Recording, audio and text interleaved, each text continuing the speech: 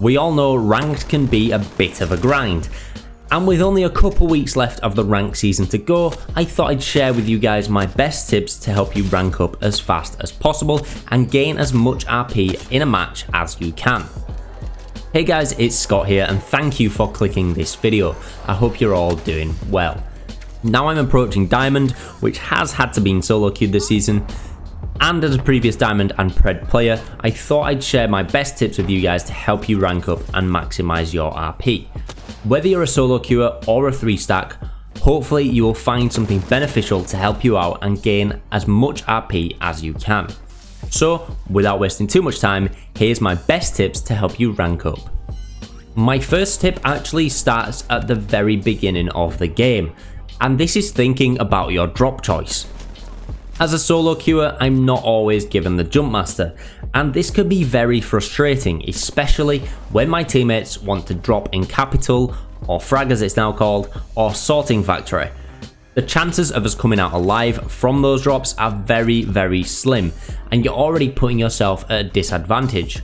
With so many squads around, the loot will be limited, and also you're more likely to get third-partied and wiped out very early on. My best tip here would be to think about your drop choice and land somewhere a little quieter. So as it's World's Edge at the minute, I've been landing more at Refinery, Geyser, Thermal or Trials. These are all very quiet drops, and we may have the odd squad that land there, but hopefully we can take them out early game and get those kill multipliers. This puts us in a better position, having more loot to ourselves, making us more prepared for the mid and end game fights. When you are dropping in, take a look around and see how many squads might be in the area, dropping in that same location and where they are dropping. Making a note of this means where you need to stay away from until you have some loot, then you can go attack and push that other team.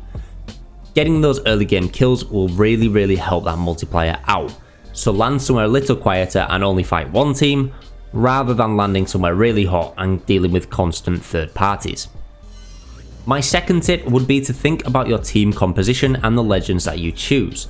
If you're playing with friends, it's a lot easier to decide which legends you all want to pick, and you can kind of work these together so they all benefit one another. So having a defensive character and an attacking character and then also a support or healing character is really going to help you out. You need to think about this when you're solo queuing as well. So say you're last to pick and someone's already taken Wraith and then the other person took Horizon. Now if you take Bangalore, you're putting yourself at a disadvantage, but if you take someone like Gibraltar or Lifeline or even Bloodhound, you kind of get an extra advantage. So obviously Bloodhound, you'd get the recon abilities and also having the ability to scan your enemies. Lifeline, you're much better off for reviving your teammates, and Gibraltar obviously again can help with the revives but also has that bubble and bombardment to help keep teams back a little.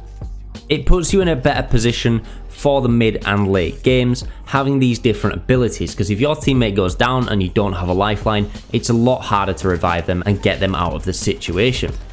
If you have someone like Wraith, they can take you to another rotation and get you out of a sticky situation as well. So knowing which legend to play and thinking about what legend makes up your team is super important. So don't just pick the legend that you always play, try pick someone that works with the team. My next tip is early rotations. So building on from the team composition and legend choice, having a recon character is super beneficial. They can scan the beacons and let you know where the ring is going, and get into these early rotations and positions as soon as you can will really help you out. You don't want to be coming late into the ring and having a team that already has the high ground on you, especially towards the later and smaller rings. Getting yourself in position as soon as you can gives you that advantage on the other teams. If you can get yourself in a better position and not have to rotate as much in the later zones, you're already going to be better off. Moving through open zones and open fields is not a good idea, and it's an easy place to get beamed and taken out. If you are enjoying the video, please do check out my channel for more Apex content, and if that's something you find enjoyable, be sure to hit that subscribe button. I would really appreciate it, and you will stay up to date with all my new Apex videos. I've also been streaming more on Twitch recently, so if that's something you're interested in and you enjoy a live stream now and then, be sure to check out the link in the description below and hit that follow button. My fourth tip would be communication. If you go off and loot and your other team are still back where you previously were, and now you're in a 1v3 situation, you're probably going to die. Having your teammates know where you're moving to, moving with your teammates, and also letting your teammates know how much damage you're doing to enemies is super important and will definitely help you out. Rather than just saying, this guy's one shot, let them know how much damage you've actually done, so turn on your damage indicators, and that'll give them a better idea of whether they have enough health and shields to push that and get the finish, or whether they need to back up.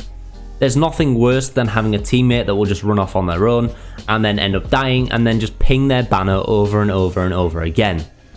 Don't be that guy. You need to really communicate with your team, let them know where you're going to and where you're looting. Sticking together is the biggest advantage you can have, because it's going to be a lot harder to take 3 of you out than it is taking 1 of you out. My next tip is changing up your playstyle. Ranked plays very differently to pubs and everything is a lot slower, so you need to adjust to this. Rather than pushing every single fight and playing super aggressive, maybe think about, should I take this fight? Will we come out on top? Do we have the better positioning here? Is this worth taking? Do we have the right guns? Do we have enough loot? Do we have a shield to fight with? All these things are kind of important on whether you take that fight, because if you're on your own and then you see a squad and you go and push them and try to take them out, you're probably going to die. Ranked generally has a higher skill-based player and people who are all communicating together. So thinking you can 1v3 in ranked is the biggest mistake I see so many people do. They will go and push on their own and just immediately go down because they got beamed. It's not worth it. You need to think about whether you should push that fight if your team are nearby and will be able to back you up and push with you, or whether it's just worth avoiding the fight and getting a better position and moving to the next ring. So I was only going to do 5 tips, but I've actually got a little bonus tip for you guys, and this is mainly for those solo queuers. Don't be afraid to leave your teammates behind. And what I mean by this is, if your teammates go down and there's a whole enemy team just guarding their banners or in that location, maybe the best thing to do is just run and play for the position. By playing for the position, you might be able to salvage some points rather than getting minus or no points at all. And particularly in the higher ranks, if you're wanting to maintain your rank or rank up a little bit quicker, this can definitely help you out. Rather than dealing with a minus 36, you might end up with a minus 10 or a minus 16, and it's a lot better than minus 36 because there's not as much to recover from in the next game.